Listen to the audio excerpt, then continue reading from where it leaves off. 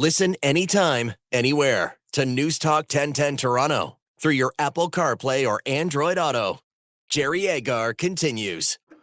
So some time ago, we started dipping into a show on TikTok that Toronto Police Services was offering, and it was hosted by traffic cop Sean Shapiro, and I started calling him the TikTok traffic cop. Well, he has retired from the police. He is doing other things now related to all of this and communicating with the public. He still has all of the knowledge, even though he's not officially a Toronto traffic cop. So I call him Sean Shapiro, the TikTok former cop. Good morning. Good morning, Jerry. It's good to have you. I mean, we already were established with you, so we just stayed with it, and I'm happy to have you. Let's talk about one of the things that has bubbled up into the news regarding traffic in the city of Toronto, and that is Mayor Olivia Chow says she's going to hire a whole bunch of traffic wardens to supervise intersections. My bugaboo, of course, is Front and Spadina, and then you get up to Bremner and Spadina as well, so they kind of have to look after both of those when people traveling south to get onto the Gardiner in the afternoon. When the cops are out there, it really makes a difference. It moves more smoothly. Do you think these non-cop traffic wardens will be able to do the same job? The same, no, because obviously police officers can pull over and charge someone, and they have that extra level of identifiable thing. It's different than a crossing guard or a guy wearing a yellow striped uniform. That has no authority to lay charges. So that's an issue. But they are better than nothing. And that's not to demean them. It's just they're just not as good as a police officer or as a member with more authority.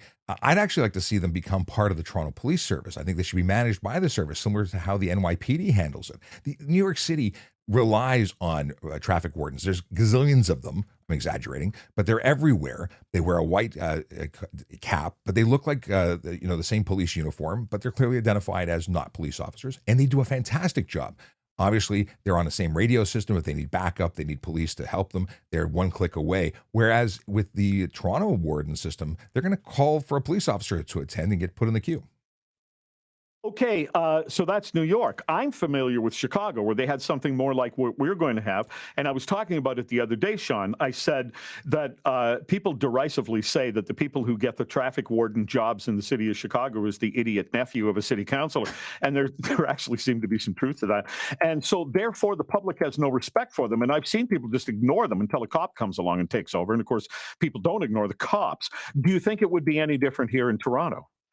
It's hard to say. We did have an issue a number of years ago where there was a traffic warden telling someone no, and that person ultimately drove into them, and that person was then later charged. But it's adding steps. We also have an issue where the majority of traffic wardens tend to put on the uniform, get trained, do the job for a month, and they get hired as a police officer, special constable, or parking enforcement officer, and then the spot is vacant and they're training again. So they've never really been able to establish more than a very few number of wardens. And I think it's for that reason. So how do you make it attractive and keep them under the same umbrella? Again, I'd bring them into the Toronto Police Service, but I think they're going to be challenged. I think they're going to have a hard time, one, being taken seriously as they expand, but as you expand the program, you'll normalize it. It might be a situation where you need to have a number of traffic wardens with a police officer and expand their ability, but I think that you need to have someone with more authority there. Okay, but as soon as you bring them into the Toronto Police Service, they're part of the union. And, I like Clayton Campbell and the people from the union who over the years have come on my show to talk to the public, but they'll just jack up the cost. I'm not so sure that they're so cheap to run now. I don't know the numbers exactly, but most programs, when they get taken away from the police to save money, tend to cost way more money. Look at the crossing guards, for instance. They wanted to save $20 million. I think they pay double now. Okay. Do you think it's a worthwhile experiment? Certainly worthwhile. We have a terrible traffic issue in this city. We're of the worst in North America in terms of congestion. So there's lots of things that we should experiment with to make it better. I don't like the toll idea that's being tossed around, but yeah. I do think that we have to do more to make it better. I think navigating or managing the construction crews and getting them in and out quicker might be even money well spent. All right. The only thing that crossed my mind as I asked you the question when I said, is it a good experiment? It seems like the city is loath to say, well, that didn't work, so we're going to stop doing it. Like they're just, now we need more money and more of them. But, one of my coworkers was telling me today that on his trip home, there's an intersection where he has to turn right and the light turns and he goes to try to turn and the pedestrians jump out against the light and block him. And then he ends up in the middle of the intersection. And so if the traffic wardens have the power and the respect of the people of the city of Toronto to be able to stop that sort of thing from happening, we'll get somewhere. If in fact the people of Toronto disrespect them like the people I saw in Chicago, and I don't think Chicago and Toronto are all that different in many ways, then it won't work. So I guess I'm glad you brought up. I'm glad you brought up pedestrians, though, because they do cause a huge amount of traffic backup by doing exactly that. Constantly crossing, even at intersections that aren't signalized. You got a car waiting to make a left turn, and there never seems to be a block so that driver can get their vehicle off the main road onto the side road. And it's because pedestrians are just about them. They believe that they have the authority to be on the road at any time, that they always have the right of way, and that's simply not true. This whole concept of looking left and right and being courteous, even to motorists, is something that seems to be a thing of the past. All right. So you want to do some traffic questions now for the Sure. rest of the hour? All right, then. Absolutely. All right. Here is Hassan. What's your question for Sean? Hello? Hi, go ahead.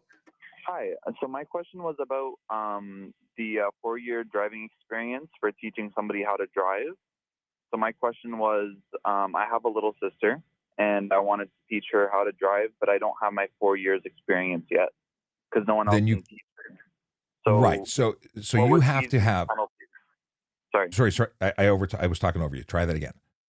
Oh, sorry about that. I was just asking about what the penalties around that would be. Oh, okay. Well, they're good enough, the penalties, that you should not break them. If you don't have the 4 years experience, that experience starts at the G2 level. So if you have 2 years as a G2 and 2 years as a G, you've got those vertical dots to the left of the mini-me photo in the bottom right-hand corner of your driver's license.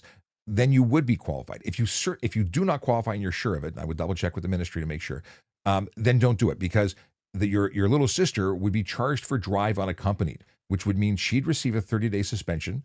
She wouldn't be covered under your insurance, and she's driving against a condition. So there's a multitude of charges that would be eligible. But the big one being is you're driving without insurance. They wouldn't cover you. They wouldn't fix your car if you got into a crash with someone who's just learning to drive. You could take her on private property and allow her to tootle around on the parking lot. That's legal, but you can't take her on the road without that endorsement as being a qualified person. You could find somebody else, though. You can even pay a driving instructor for a few lessons, and I would suggest anyone learning to drive take driving lessons. We're at the G1 level. Once she's a G2, you can be a great coach, but you're not required to be there like you are with a G1. Thanks, Hassan, for the question. Thank you so much. Yeah, I just pulled my driver's license out while you were talking. I didn't even know that those 4 dots on the bottom right-hand corner of my driver's license mean anything. They absolutely do. It used to be, if you remember back a number of years ago before they redesigned the driver's license, it used to be a red bar under your photo with 4 stars. And those represented the 4 years of experience. They just changed the design. Now nobody knows where it is. It's all hidden. One thing I didn't mention to the caller was that in addition to the charge of G1 drive unaccompanied, there is a 30-day suspension for the first time, a 90-day suspension for the second time, and the third time they get kicked out of the driver's license program, they have to start again. I took my daughter out to teach her something, and let's do this, and she did it. And then she said the worst thing of all, Sean. She said, well, this is easy. I just didn't want to hear that. You've been driving for 15 minutes. It's not that easy, okay? Well, I'll tell you one thing that doesn't work is don't try and teach anyone to drive when you're a traffic cop, because it scares the crap out of them. Well, what's wrong with that? Well, my wife did not appreciate it. She did not want to go driving with me. All right, we've got some other questions. I asked John Moore for one this morning, and we'll play that for you and take your calls here. Sean Shapiro will stick around for another segment. 416-872-1010. 416-872-1010.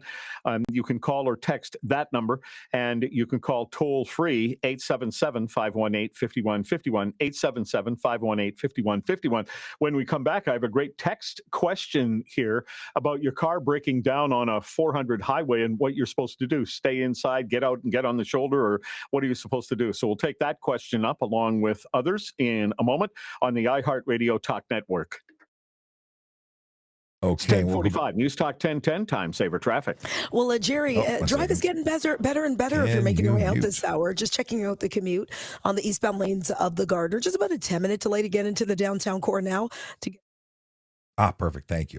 I just asked them to mute so we don't hear the feed. So I wanted to jump in and get some more questions from here, from you guys, the digital audience, while we're chatting here, waiting for Jerry to come back from commercial break. But Canada wants to know where my interest in becoming a police officer came from. I had a really cool cousin, my dad's cousin, who was an FBI agent, had been a police officer, and he was definitely part of the inspiration. But I watched Chips as a kid. As early as 8 years old, I wanted to be a cop. Let's see here. Deep Dives wants to know, if loud exhaust systems are illegal, then why are cops not pulling them over? They are pulling them over, but we have to prioritize. I say we. I've got to get out of the habit of saying we, because I'm no longer a police officer. But police officers, they pull them over, but they have to prioritize their efforts. They're looking for the people who are engaged in the big four. We're talking about speeding. We're talking about aggressive driving, distracted driving, impaired driving, the stuff that leads to serious injury and death. And while exhausts do, or loud exhausts do impact communities, it's annoying as all get out. They sound stupid, but they can't focus their efforts there because they need to focus on the stuff that's protecting motorists and pedestrians and cyclists and lives. It's just about prioritizing or triaging what you see.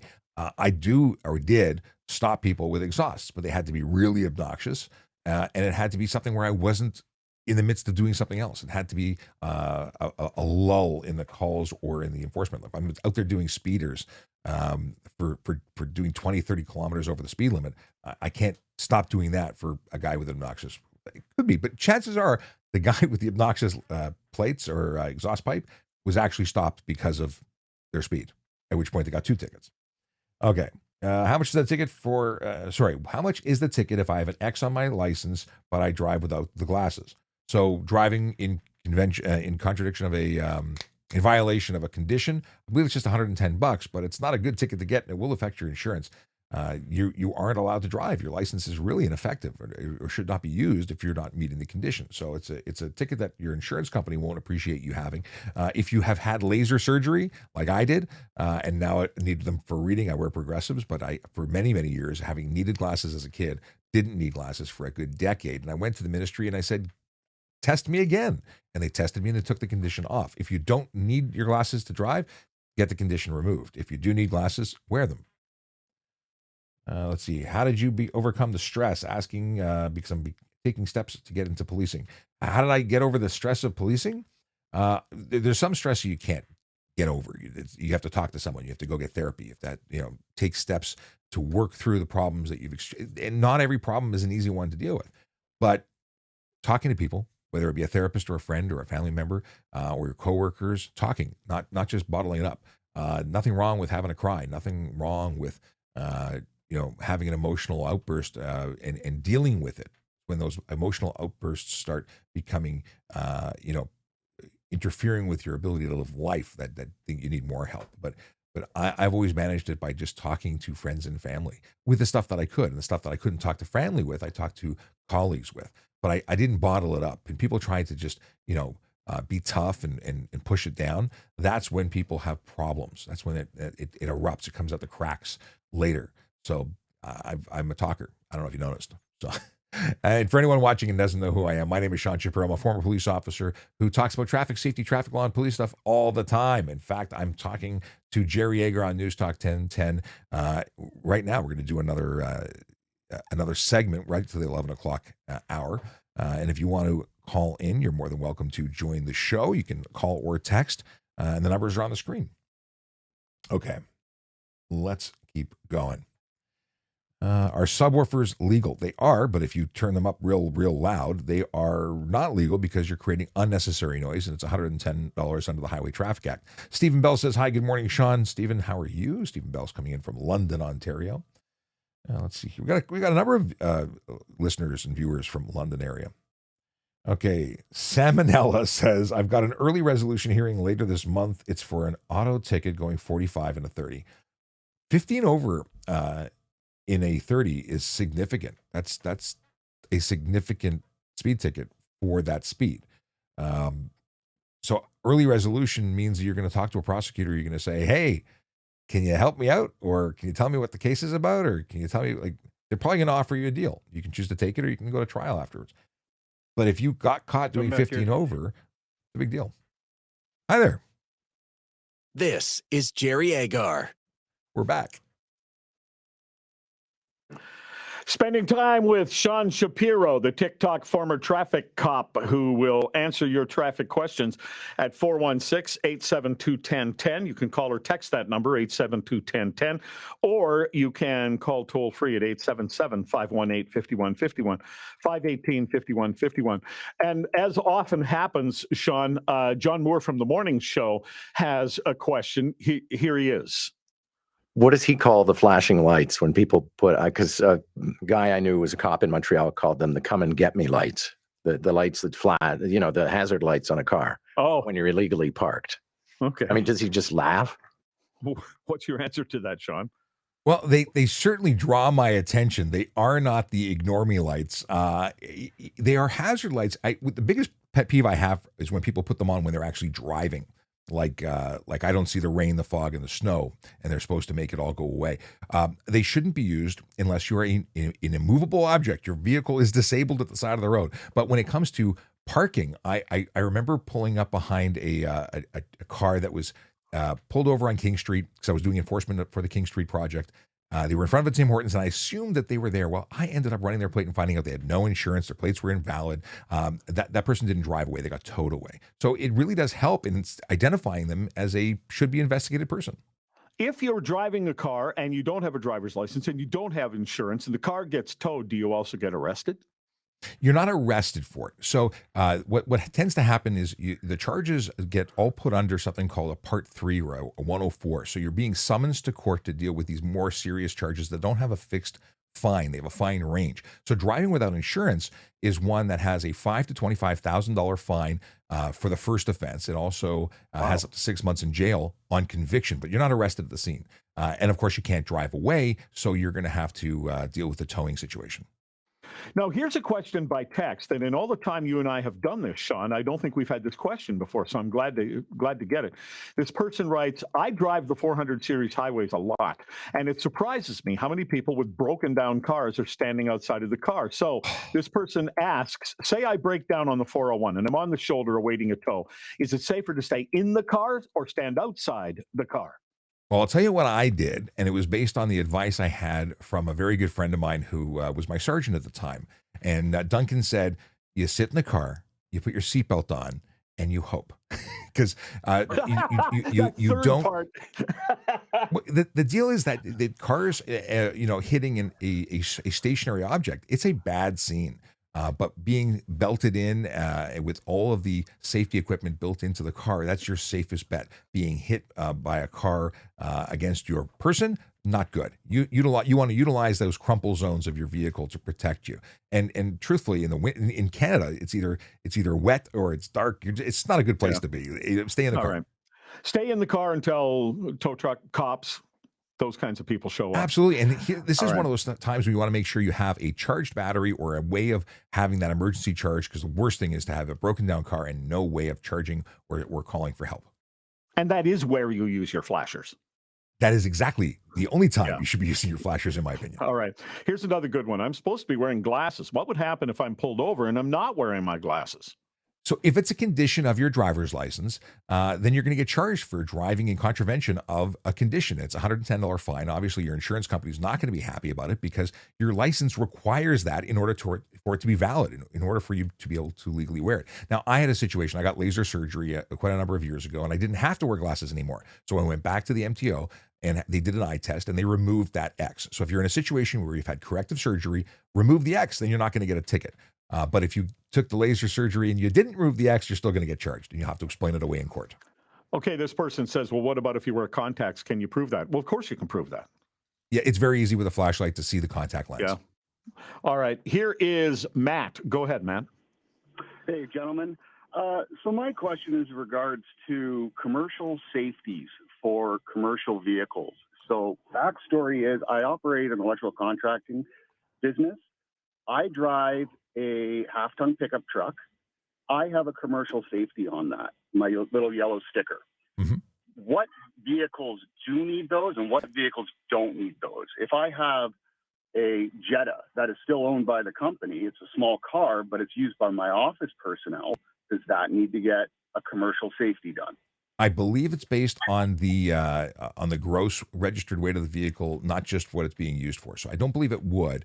But because I don't have a straight answer for you, I'm going to suggest you email me. You can get me by going to trafficcop.ca. There's a form for reach out, and I'll get you in touch with the right people to get you the right answer. Okay. Thanks very much, Matt. Appreciate it. What can be done about drivers driving without their lights on? At dawn or dusk, you can't see them. Ghost cars. I hate them the most. Many people don't realize their lights are off because the daytime running lights are on at night, and they don't realize that their rear tail lights are completely off. It's incredibly dangerous. So as a police officer, I would pull these over because they tend to be people who are impaired.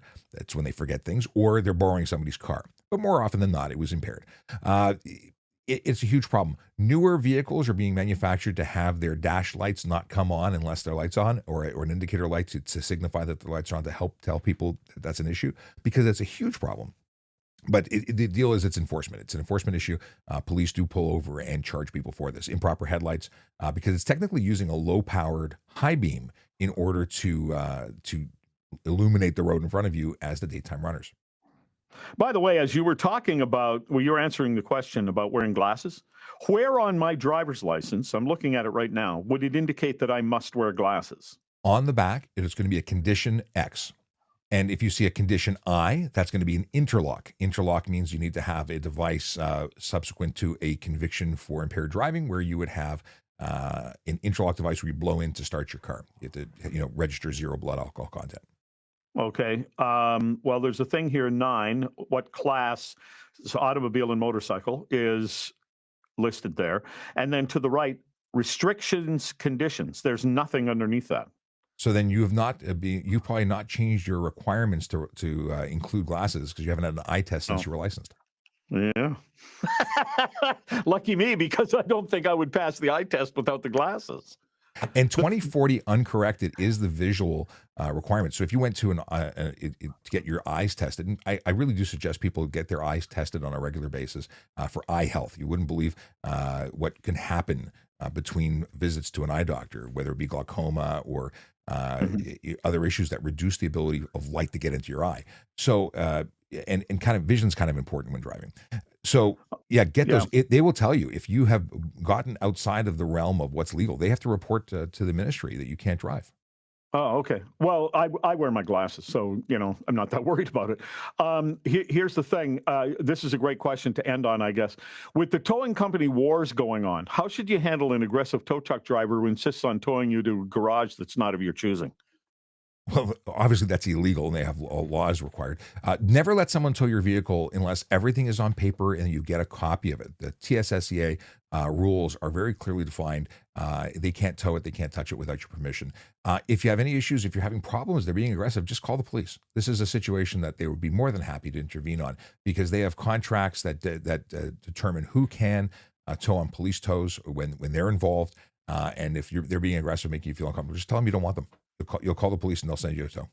Okay. Or get a membership with a company like the 3 initial place. I'm not endorsing CAA. anybody in particular. I'll endorse them. CAA. Yeah. I'm not endorsing them. I'm just saying that's the common one, right? It's funny. I didn't want to endorse because I'm so used to being a police officer. I can actually say that I'm a member of the CAA. It's a great service, and I use it because I can't tell you how many times I've been locked out of my car back before I had a keypad to punch in the door or a remote control. It's a great service, and getting towed when you need one and not having to pay out of pocket is a huge savings.